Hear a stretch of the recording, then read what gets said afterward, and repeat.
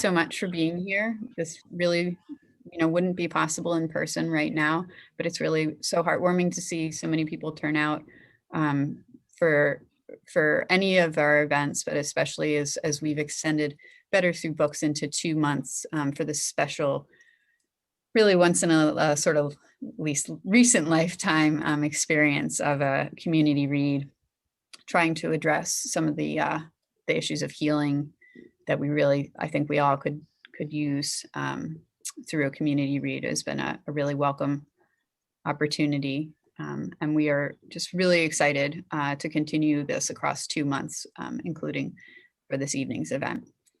My name is Lauren Fender. I'm the coordinator of reference and public services at the Belmont Public Library and co-chair of the Better Through Books Healing Community Together Committee, better known as One Book, One Belmont to most. And this evening, I am absolutely delighted to introduce Marnie and Claire, who I'm going to pull up their little bio here so I can speak a little bit to them shortly, and their backgrounds and really what inspired them to write this book, although I'm sure that they will be able to speak much more aptly to it than I can, being the experts here. Before I do move on to introducing Claire and Marnie, I just wanted to say thanks to all of the community co-sponsors that we have that have been able to make all of these programs possible.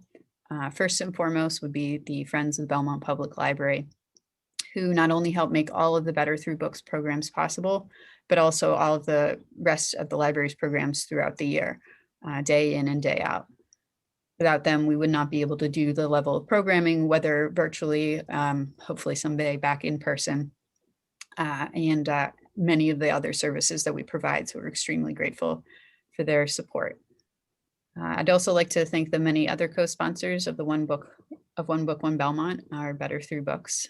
This year, this includes a really great number of community sponsors, including Belmont Against Racism, Belmont Books, Belmont Chinese American Association, the Belmont Council on Aging, the Belmont Food Collaborative, the Belmont Gallery of Art, the Human Rights Commission, the Belmont Library Foundation, Belmont Public Schools, Belmont Religious Council, the Belmont Wellness Coalition, Belmont Women's Club, the League of Women Voters in Belmont, and of course, the Board of Library Trustees.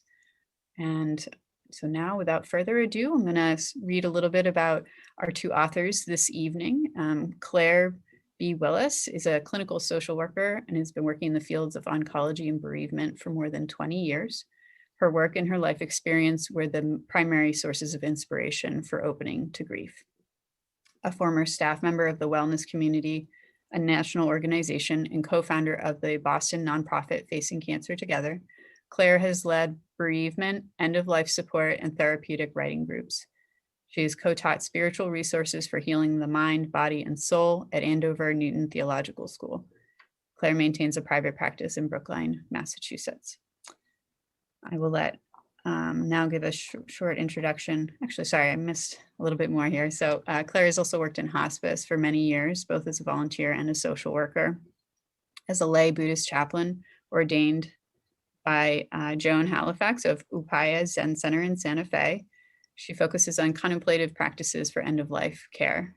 For the past 5 years, she's been a student of Koshin Pali Ellison, a founding teacher at the New York Zen Center for Contemplative Care.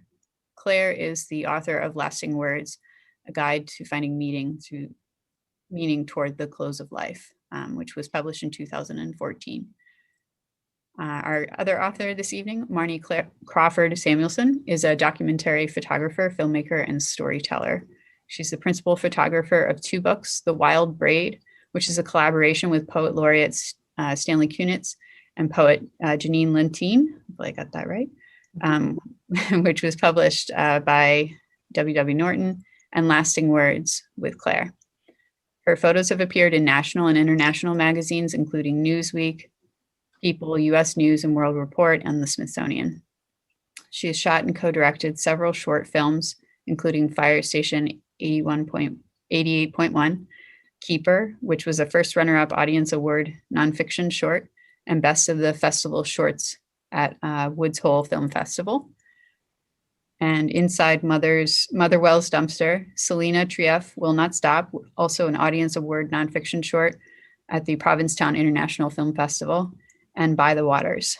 Marnie maintains a daily meditation practice and is a member of the Sunday Sangha, led by Will Kabat-Zinn, a pretty well-known figure in meditation and thoughtful practices in Berkeley, California. She has a BA in political theory from Stanford and an MSc in business from Sloan School at MIT. She lives in Jamaica Plain, Massachusetts, and Berkeley, California. And without further ado, I feel like your reputation precedes you both. I would just love to hear why I'd like to have a warm welcome for you both this evening, and I'll let you take it away for this evening's book. Thank you, Lauren, and thank you, Peter, for inviting us to come. I'm Claire Willis, and I'm here with Marnie, as Lauren said, who's the co-author of Opening to Grief. So for more than 20 years, I've worked with people who were grieving and suffered profound losses. I'm a licensed clinical social worker, as Lauren said, and a lay Buddhist chaplain. I facilitate support groups for people with cancer survivors and their caregivers, people who are who feel they're dying, actively dying, bereavement groups and therapeutic writing groups. So I sit with people a lot who are suffering, and Opening to Grief was inspired by questions that came from real people that I was working with, poignant questions about survival and meaning when terrible things happen. And some of the common questions I would get are, am I grieving right? How can I get through this one day? How will I survive the holidays? How long will my grief last? That was a big one and a common one. And so trying to find answers and trying to find the words to respond, I got obsessed with the idea of writing this book. And since I'm not a writer, I asked Marnie to join me. We've known each other for about almost 7 decades, 6.5 decades, since we went to summer camp together on Cape Cod. So Marnie's a storyteller, a photographer. She produces audio, writes, and makes short documentary films, and she's the wordsmith of the book. So hi all, I'm very happy to be here. I'm a native of Belmont. I grew up in Belmont. I graduated from Belmont High in 1965, and I think I probably went to Belmont Library from the time that I was a toddler. So this is a kind of a homecoming for me, and I really appreciate it that you've invited us. As we began writing Opening to Grief, which was about 4 years ago, and obviously a much simpler time, we had a guiding idea of what we wanted to do. We hoped that Opening to Grief would be not a self-help or an advice book. We wanted it to be a companion in a time of suffering. And we hope that as you read it, you'll feel less alone, comforted in knowing that others are also walking their paths through grief's oftentimes confusing and very difficult terrain. Many of us, probably most of us, come really unequipped for what is one of the most painful periods and difficult challenges of a lifetime, grief. I don't know about you, and I would have to check with my classmates, but I don't remember a single hour in Belmont schools that were an hour that was devoted to the human condition of aging or disease or death or major losses. I could be mistaken, but that's my recollection. In my family, my parents protected us from loss, thinking that they were doing us a favor.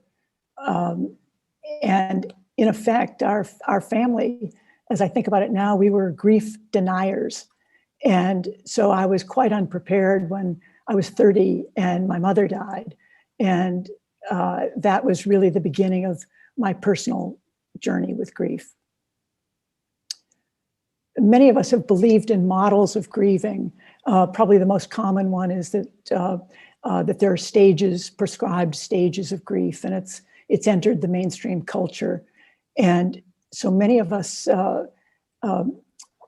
encountering those models feel that we're not grieving right or correctly. or that we're not moving quickly enough from a point A to a point B, and that something's the matter with us. And so we judge ourselves harshly and keep secrets sometimes.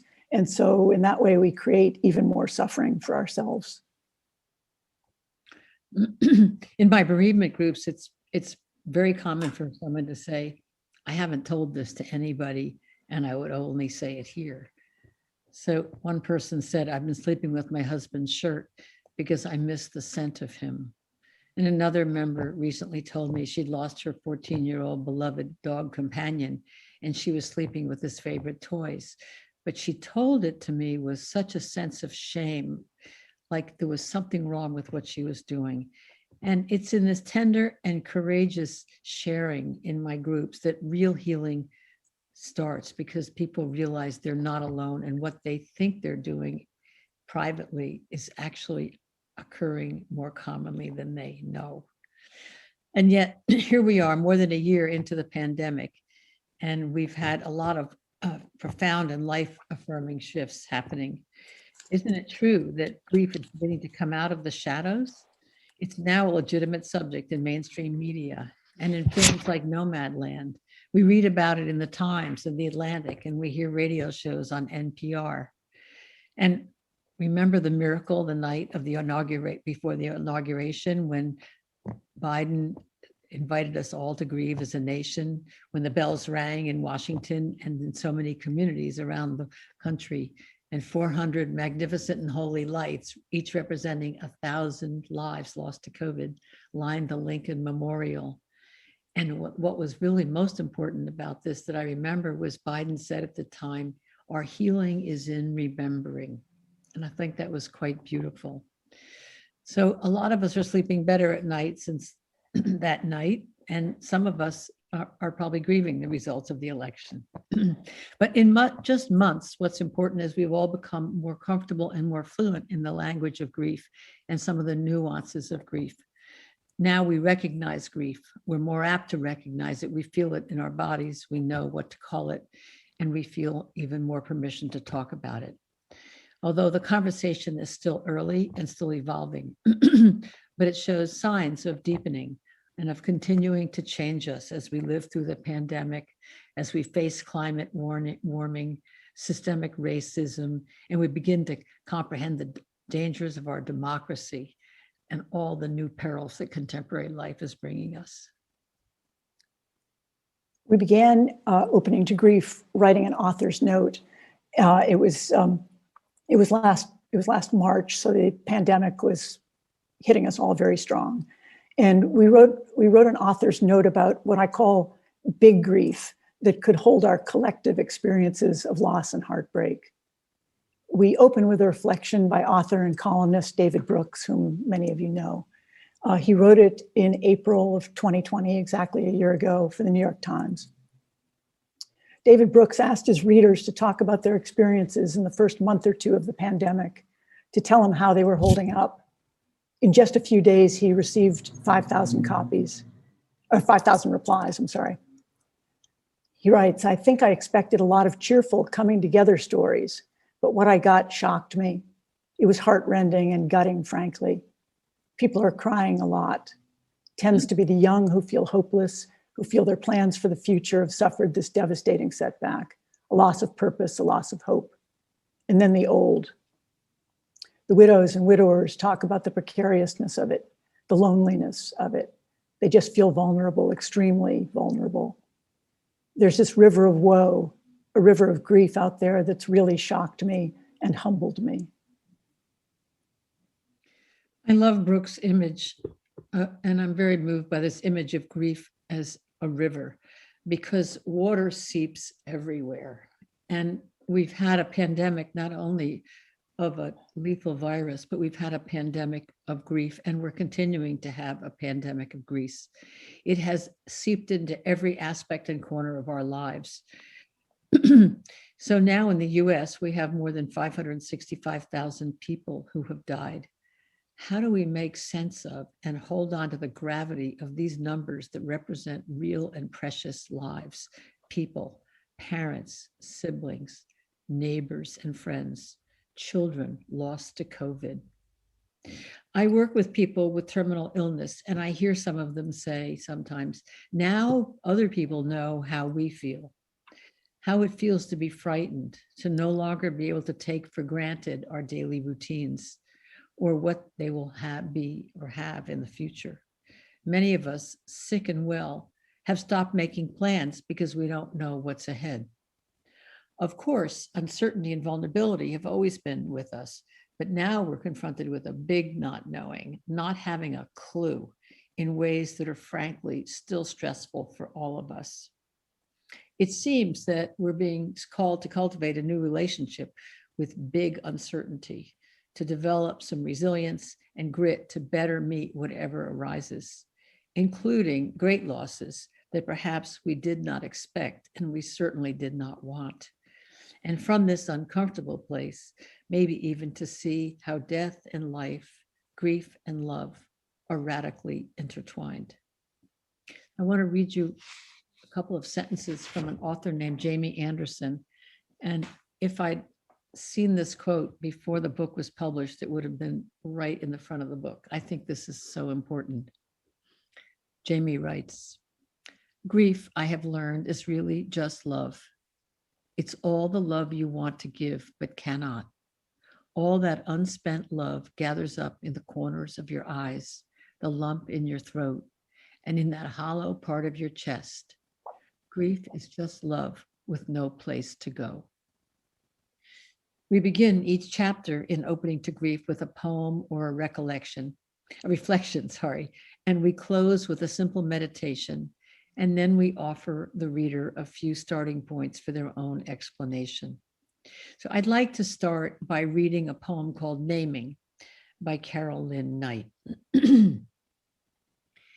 If I name this grief, define it without guilt and redemption, call it drowning, desolation, call it fire and stone, then I am bound to care for it like a stray cat I name that demands that I feed him.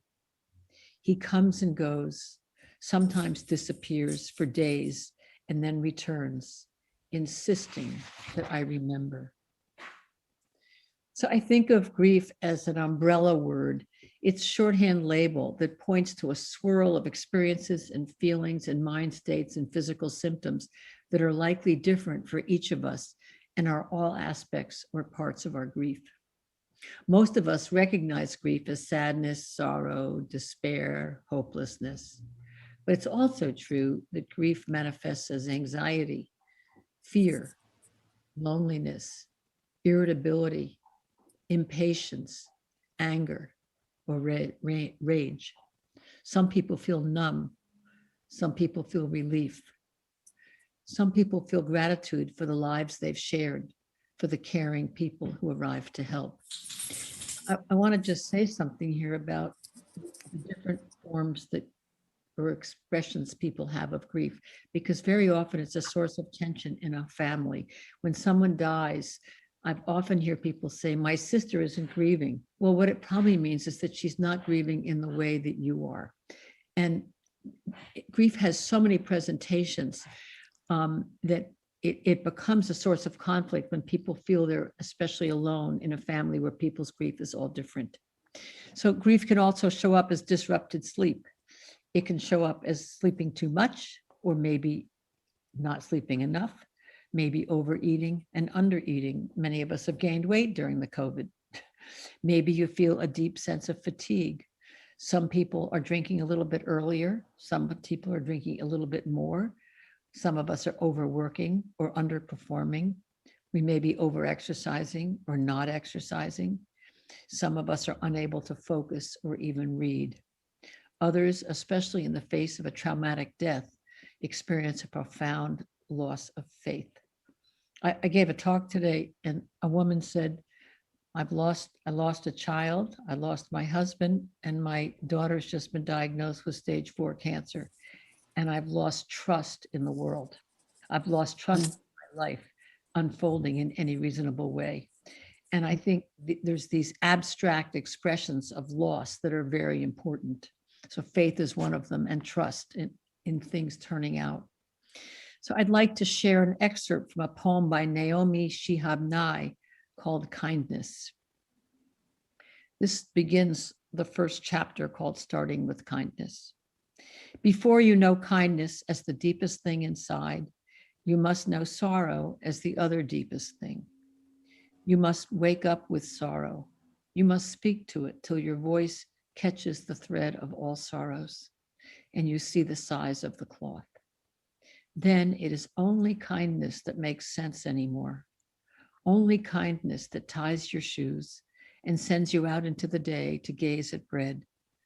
Only kindness that raises its head from the crowd of the world to say, it is I you have been looking for, and then goes with you everywhere like a shadow or a friend. A book like this needs a place to open and it needs a place to land, and neither is easy. After reflecting on what's most important and authentic, we chose to open with a chapter called Beginning with Kindness. And now that we've lived through a year of this pandemic and felt grief in all aspects of our lives, as we've said, we feel even more strongly that kindness is an anchor, a solid, really reliable anchor that can hold us and pull us through. I'll read from this chapter. In the weeks, months, and years after a profound loss, it's especially important to offer yourself great kindness. It's the best gift you can give yourself. And as it turns out, it's the best gift you can give those you love and those who love you. How do you begin? Start wherever you are, not in some idealized place, but exactly where you're standing.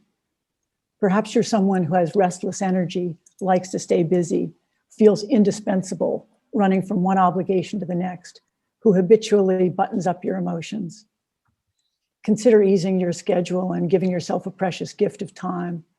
10 minutes to sit and listen to a beautiful piece of music, an evening to be alone with your discomfort and grief, some time in a warm bath or shower. Perhaps you harbor a harsh inner critic or a committee of judges who shame you for crying too much or grieving too long or not grieving enough or not doing it right. Can you ask those voices to back off? Can you stop calling yourself a failure, a fraud, a rock, or a wimp, and offer yourself some empathy and compassion? Can you embrace your vulnerability, your irritability, your impatience, and even your resistance as deeply human responses to separation and loss? Can you see how being open and tender with yourself allows you to better understand and connect with others, those who hurt and those who haven't yet experienced pain and hardship? If you look deeply and sit with pain and suffering, can you feel how really normal sorrow is, how it's a precious part of being human? Can you see how kindness, which includes being kind to yourself, seeing yourself as part of a larger community of people who all bear their own sorrows, is a path inside and through grief to a life you might not yet be able to imagine? It's one thing to say, be kind to yourself. It's another thing to embody it. One of the things that happens when our life has been upended by loss and grief is that we think about the future and we tend to catastrophize, or we look back and we ruminate on what was, wishing life was still the way it was. But none of these thought patterns, catastrophizing, ruminizing, or being unkind to ourselves, is helpful as we try to navigate through grief. A profound and wonderful practice we write about is an ancient one called meditation or loving kindness meditation. Some people call it tender friend. You may know it. The roots of metta are both in Hindu traditions and go back to the Buddha. It's taught in different ways by contemporary teachers. In this metta practice, we tether our breath to phrases and send ourselves blessings of loving kindness. In the chapter called Meeting Grief as a Companion, we use phrases that speak of grief. So just listen to how these phrases might sit inside you. May I welcome all my feelings as I grieve. May I allow grief to soften and strengthen my heart. May I hold my sorrow with tenderness and compassion. In the traditional form of the practice, we first offer blessings to ourselves and then extend these blessings to ones we love who make our hearts happy, and then to casual acquaintances or people who just pass through our life that we don't know as well. And then we send them to difficult or challenging people with whom we struggle. In opening to grief, we use these practices primarily directed at ourselves. Can you imagine sitting for a few minutes and making this a daily habit of sending yourself self-blessings? There's another experience that we know in our bones is a salve or a balm for people in a time of grief and suffering, and that's spending time in nature. This is from the book. We live in a paradox. Humans have an instinct to bond and affiliate with other life forms. This is what renowned evolutionary biologist E.O. Wilson writes about in Biophilia. We're drawn to nature like a moth is drawn to light. And yet, elements of our fast-moving culture undeniably have weakened our connection with the natural world. The immediacy and intensity of technology distracts us.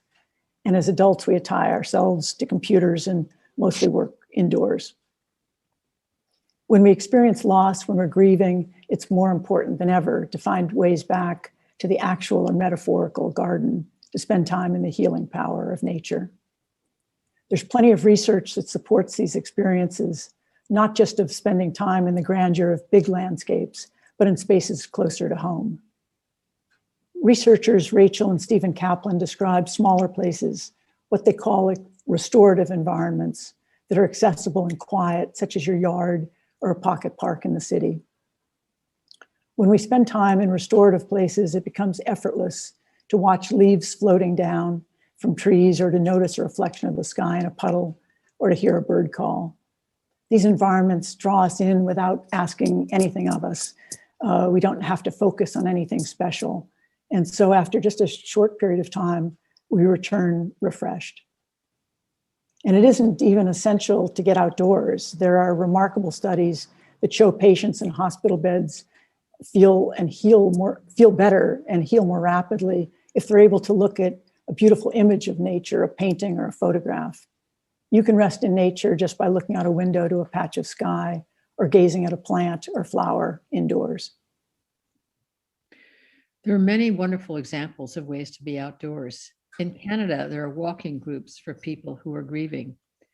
People gather, they stand together, they say the names of the person they loved who died, and they say the date they died, and they share memories of their loved ones that mean a lot to them. They listen, and without trying to fix anything, they walk together one step at a time. I want to close this section with one of my favorite poems that many of you probably know. It's called The Peace of Wild Things by Wendell Berry. When despair for the world grows in me, and I wake in the night at the least sound in fear of what my life and my children's lives may be, I go and lie down where the wood drake rests in his beauty on the water, and the great heron feeds. I come into the peace of wild things who do not tax their lives with forethought of grief. I come into the presence of still water, and I feel above me the day-blind stars waiting with their light. For a time, I rest in the grace of the world and am free. In different chapters of Opening to Grief, we write about gratitude, we write about making art, about writing, and among others. But tonight we're highlighting just three things. Besides kindness and spending time in nature, we turn to finding meaning and support in community. When we're overwhelmed by grief, we need each other for many things: to stay sane, to feel a sense of belonging, to take a break, to fix a leaking sink, to watch a movie together, to talk about the unspeakable events that have happened, to sing and to cry. We need to check in. We need to be in the presence of others who can listen and remind us that everything changes and that someday we'll feel a little bit better. This is from a chapter called Joining Together, which in the midst of the pandemic, maybe we should have called it We're All in This Together. For some of us, it's family members who show up. It's neighbors, old friends, members of your religious community, your church, mosque, or synagogue. Sometimes it's strangers who come bearing life-affirming gifts. Yet when you're the person grieving and isolating, it's not always easy to reach out and admit that you need help. How can we balance the need and desire to take time out alone to heal and find ways to connect again with one another? This is from the book. Sometimes we take a tentative step to reach out and then discover that friends who were attentive during the first few weeks after a death have returned to their own lives. What can be a lifeline then? Some people seek out a grief friend, a person at church or work, or a neighbor who understands that grief doesn't go away and who is willing to sit and listen as we cry, rage, laugh, and tell and retell our story. Maybe you've joined a support group and heard someone say he talks with his departed partner, and you say to yourself, I do that too. Or you hear someone say she can't bear to give her partner's clothes away because she believes, as author Joan Didion did, that her spouse may come back from the dead and need his shoes. And you laugh and you think, me too. Actually, I just want to insert a little sidebar here.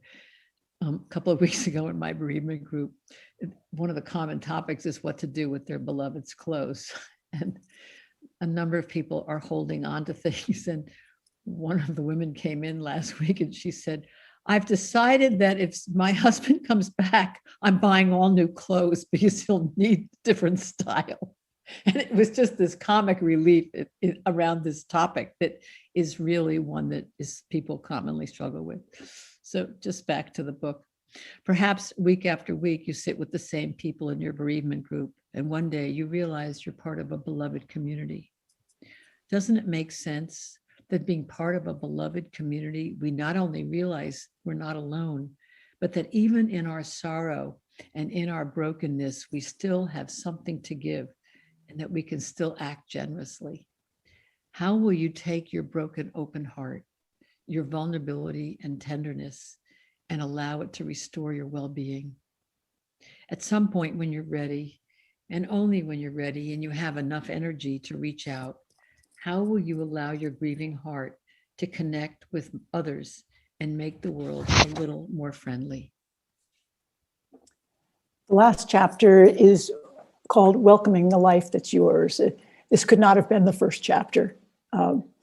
It begins with this personal reflection from a woman named Beth describing a moment about a year after the death of her beloved partner, Chris. It was a surprising sensation after that first searing year Chris was gone. I was staying at a friend's house in Provincetown and biking late at night down a winding hill at the west end of town. Rounding a corner where there's almost no light, there was the familiar exhilaration of speed and warm June air, nothing but wind, sky, and the trees around me. And then a thought slipped in. Be careful. You want to live. Live, wanting to live. What a concept. Was this a slight crack in the pain? I let the moment wash over me with the breeze and the moonlight. I was still miserable without her, my girlfriend gone far too soon at age 46 of cancer. But flashes of light were starting to break up the unbearable darkness. Unfortunately, we don't get to choose what happens to us. Experiences arise, and we often don't get what we like, or you probably wouldn't be here tonight. For most of us, there'll be no avoiding grief. Sometimes terrible things do happen. And this is from the chapter. And yet, even after a profound loss, perhaps you can imagine a moment when grief lifts just enough so that you sense something changing. You see that some old habits and behaviors no longer sustain you. And in this clear awareness, you recognize that now you have a chance to make different choices. You needn't succumb to despair. You catch a glimmer of something fresh. Perhaps it's a feeling akin to hope, a more sanguine or buoyant energy than you've known in a long while. Or maybe it's a whiff of persistence, of your own grit and resilience. You can keep going. You can cultivate an unshakable core. Even though you wouldn't have chosen all the life you have, you feel some sense of purpose. You feel more balanced, more at home, stronger, and more accepting of what's happened and the way your life's unfolding. accepting meaning, not that you like it, accepting meaning that, yes, this has happened. How is this possible? When everything's uncertain, when you still suffer from unspeakable losses, how can there be light? And yet for many people, there is. Some speak of grace or mercy. Others who don't believe in a higher power find solace in the human capacity to suffer and to cry, but also to laugh. And even in the most tragic situations, to glimpse joy. What if we got in touch with our vastness, our capacity like a lake or the sky to hold whatever arises? What if we allowed everything that's happened, accepted all the experiences we've had, those that we like, those that we don't choose? What if we were to pause and allow grief to wash over us and change us, as it inevitably does, and let ourselves open and be fully here in the only life that's ours to live? We close the first section of the book with this poem by Alfred Huffstickler called The Cure. We think we get over things. We don't get over things. Or say, we get over the measles, but not a broken heart. We need to make that distinction. The things that become part of our experience never become less of our experience. How can I say it? The way to get over a life is to die. Short of that, you move with it. Let the pain be the pain, not in the hope that it will vanish, but in the faith that it will fit in. Find its place in the shape of things, and be then not any less pain, but true to form. Because anything natural has an inherent shape and will flow towards it. And a life is as natural as a leaf. That's what we're looking for. Not the end of a thing, but the shape of it. Wisdom is seeing the shape of your life without obliterating, getting over a single instant of it. Earlier, when we were describing loving kindness, we spoke briefly about practices. We want to say a little more about what this means and some of the benefits that practices hold. Throughout the book, we introduce practices of mindfulness and meditation. These practices, which are quite popular in these days, are often described as simple. And they're simple, but they're not easy. Many people decide to learn to meditate and quit a few months later because they think they're just no good at it or don't see the point. At the back of the book is a section called Deepening Practices. We encourage you to try some of those practices and embrace beginner's mind over and over again, actually practicing kindness towards the practice, and maybe even to find a teacher who can gently guide you to be gentle on yourself as you find your footing and see what they may have to offer you. And then in another section of the book are questions that people commonly ask. And in the last section of the book are a set of curated poems, books, websites that we think might be of support. So now we'd just love to open this up to people who want to share, people who'd like to offer resources to the other people here, whatever people want to say.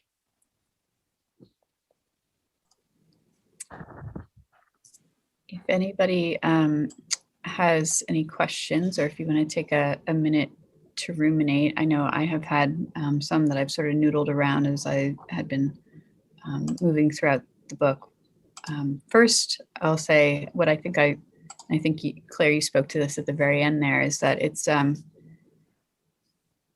got some really wonderful narrative parts, but then you have these really helpful parts that sort of emphasize practices and resources, which I just wanted to say that I think that's so wonderful to have something that speaks both as a narrative and also provide some guidance, because I think that's like pretty key here. You know, I mean, it's both components. So In these things. Yeah, I mean, well done. So I guess one question, and actually I'm gonna go ahead and stop the recording now so people can feel like they can speak more freely. And my bereavement groups are constantly measuring themselves against. And as a result, they implode on themselves with shame and self-criticism. And so I'm constantly saying to them that these stages were never intended to describe the progression of grief. They were created to describe the stages a person who is dying goes through. Having said that, almost all those stages are places people tend to land at one point or another in their grieving journey, but certainly not in any linear way, and not always all the stages. So she named some concepts that are common in grief, but not in a progression, and not all of them, and certainly not in any linear way. One of the things that, I mean, we really did start off by essentially rejecting those models, and so we don't have a whole lot of, regard for that. And I think she did try to apply them to grief. I mean, she started with that model for death, but they wrote a book. She and a co-author wrote a book on the stages of grief, and then they were misunderstood. But I have noticed for myself in dealing with medical crises this winter that I feel there is something that happens, say in the face of a medical crisis or loss, where there's a feeling at the beginning for me of vulnerability. You just feel so vulnerable, and reaching out for me becomes extremely difficult, because if somebody says something nice to me, I cry. I become the baller, but I don't think that bawling is okay. And so I'm managing my those emotions, but I do think it's not a stage, but you do feel yourself sort of moving along from vulnerability and confusion and fear and terror toward holding it a little bit differently. So there's something that happens, but I don't think it's 5 stages in any sense. One of the things that we say in the book is that there are many different ways to grieve, as there are people who grieve. And it felt really important to me to universalize that grief doesn't have one face. It has as many different faces as there are grievers. And because I think thinking about models can be oppressive and really hurtful to the person who's grieving. I think it's old-fashioned too. Like economists always had a kind of a rational person in mind, and now the field has evolved and it's much more human in its complexity.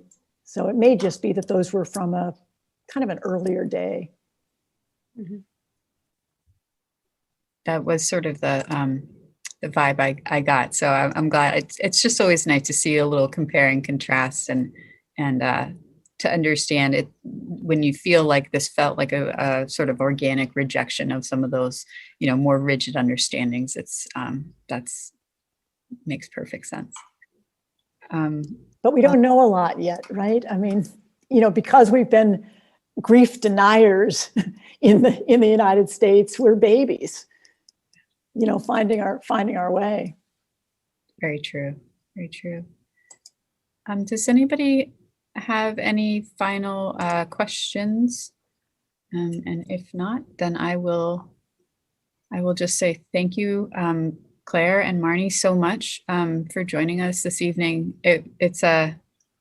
I will again, actually, I'm going to pop it in right now. It's a book that I do think is so powerful that it's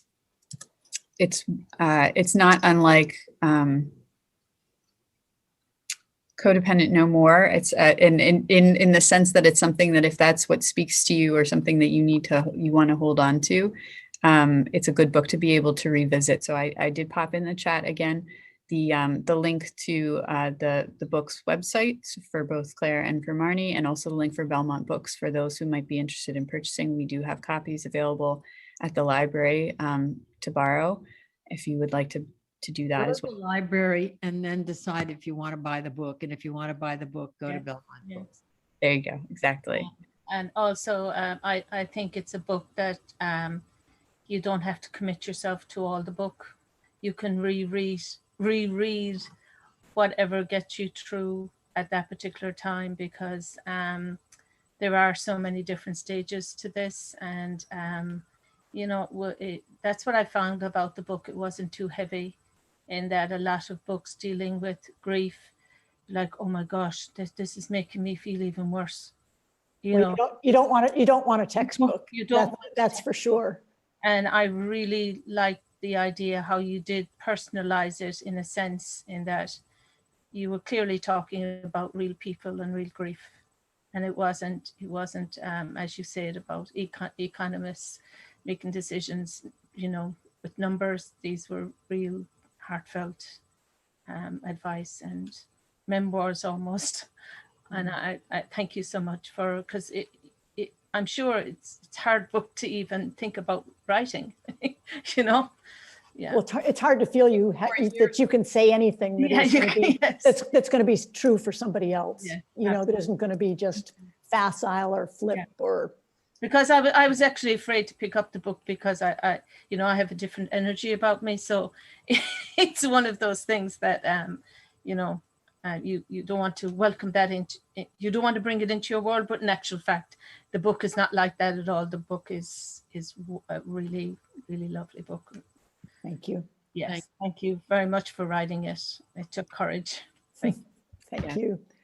Lauren, thank you so much for inviting us. Yeah. Thank you so much, everyone, for sharing this evening too. I mean, this was a really a great opportunity to share, both from the book and from personal experience. And we appreciate everybody being able to be here this evening. So thank you, Marnie. Thank you, Claire, so much. And I hope everybody has a great rest of the evening, and a long weekend ahead for those of us who get Patriots Day off. So be well in the meantime. Thank you very much. Good. Be well. Bye.